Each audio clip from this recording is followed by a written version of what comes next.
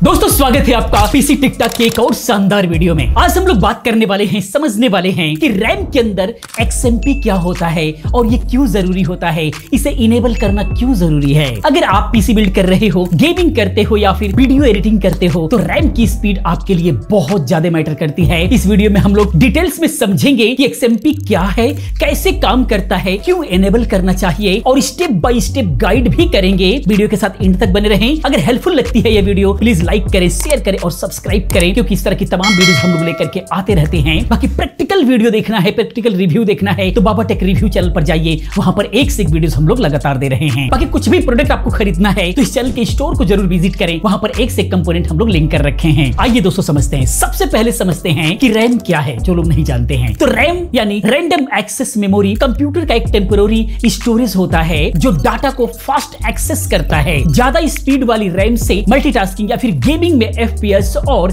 Heavy software में better performance मिलता है।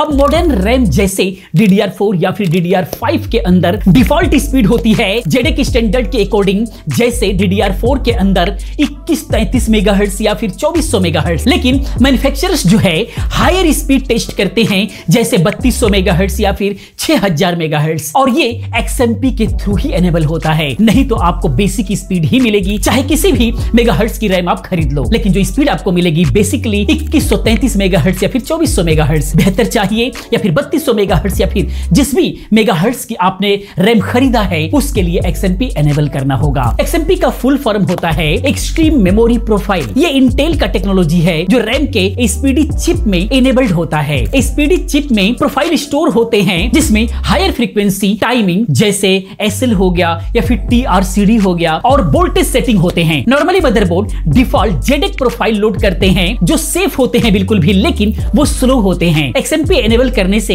ये ओवरक्लॉक प्रोफाइल लोड हो जाते हैं, मतलब रैम अपनी फुल पोटेंशियल पर वर्क करती है। फॉर एग्जांपल अगर आपने 3200 मेगाहर्ट्ज की रैम खरीदी है तो बिना XMP के वो 2133 मेगाहर्ट्ज पर ही चलेगी, जो परफॉर्मेंस लॉस करेगा। आपने 3200 मेगाहर्ट्ज की खरीदा लेकिन 3200 मेगाहर्ट्ज को आपका पीसी यूज ही नहीं कर रहा है। अब क्यों जरूरी है? क्योंकि बिना XMP के आप पैसे वेस्ट कर रहे हो। हाई स्पीड का रैम खरीदने के बाद भी आप उसका फायदा नहीं उठा पा रहे हो। हाई स्पीड रैम खरीदने का फायदा नहीं है अगर वो स्लो चल रहा है तो। गेमिंग में जैसे साइबरपंक हो गया, वैलोरेंट हो गया, हायर रैम स्पीड से बेटर फ्रेम रेट आपको मिलते हैं, स्पेशली राइजन प्रोसेसर के अंदर जहां Infinity Fabric लिंक होता है। वीडियो एडिटिंग में फास्टर रेंडरिंग, फोटो एडिटिंग में क्विक एक्सपोर्ट, ये सारे फायदे जो है आपको मिलना स्टार्ट हो जाएंगे। मल्टीटास्किंग में सिस्टम स्मूथ चलता है अगर आपके रैम का स्पीड अच्छी हो तो। बेंचमार्क के अकॉर्डिंग 2133 मेगाहर्ट्ज से 3200 मेगाहर्ट्ज पर जाने से 10 to 20% जो है आपको परफॉर्मेंस में बूस्ट देखने को मिलता है। ये डिपेंड करता है आपके टास्क के ऊपर और ये बिल्कुल फ्री बूस्ट मिलता है, कोई एक्स्ट्रा हार्डवेयर आप नहीं लगा रहे हो, बस थोड़ी सी सेटिंग करने की जरूरत है।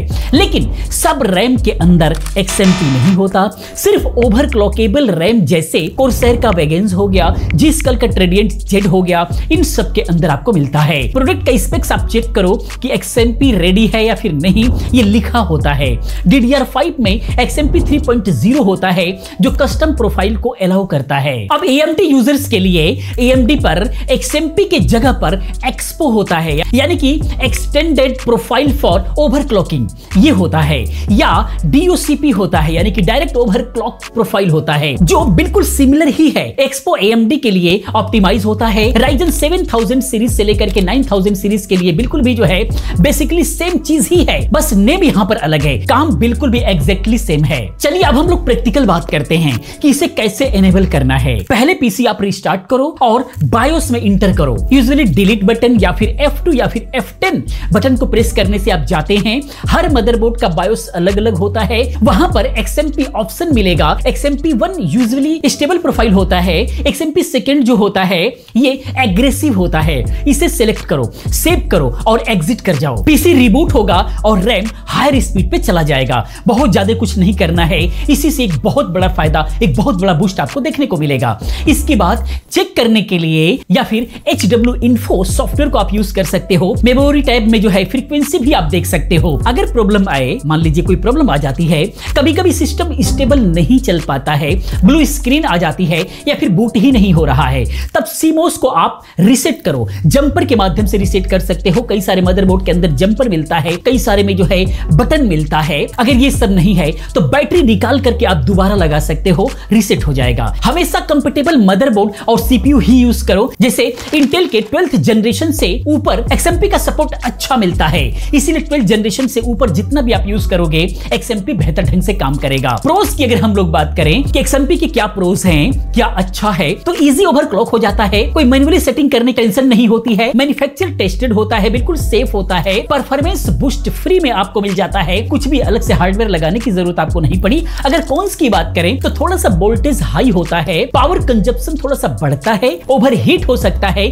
अगर कूलिंग की व्यवस्था आपने सही से नहीं किया है तो। वारंटी अगर हम बात करें, मोस्टली जो वारंटी होती है वाइड नहीं होती है, लेकिन फिर भी आपको एक बार स्पेक्स जरूर चेक करना चाहिए मदरबोर्ड वगैरह का। एग्जांपल के तौर पर अगर हम लोग समझें, सपोज करो आपका सेटअप जो है Ryzen 5 का 5600X है और 3600 मेगाहर्ट्ज की रैम आपने खरीद रखा है, बिना XMP के वो 2400 मेगाहर्ट्ज पर चलेगा, लेकिन एनेबल करने से वो 3600 मेगाहर्ट्ज पर काम करने लग जाएगा। गेमिंग में 5 से 10 FPS जो है गेन हो जाएगा एक्स्ट्रा, और DDR5 में 6000 प्लस स्पीड के लिए XMP बिल्कुल भी मस्ट होता है, नहीं तो जाएगा ही नहीं। इतना बड़ा बेनिफिट्स आपको देखने को मिलेगा अगर XMP एनेबल करते हो तो। बाकी टिप्स की अगर हम लोग बात करें तो न्यू बिल्ड हमेशा XMP एनेबल ही करो, लेकिन अगर आप एक एंथुसियास्ट हो तो आप मैन्युअली ट्यूनिंग कर सकते हो बियॉन्ड XMP। बाकी कंक्लूजन की अगर हम लोग बात करें तो XMP रैम की फुल पावर एनेबल करता है, बिल्कुल मोटे तौर पर ये समझ सकते हैं कि वो उसको फुल पावर में यूज करता है, जो जरूरी है ऑप्टिमल परफॉर्मेंस के लिए। बेहतर परफॉर्मेंस चाहिए तो बहुत ज्यादा जरूरी है। अगर आपने अभी भी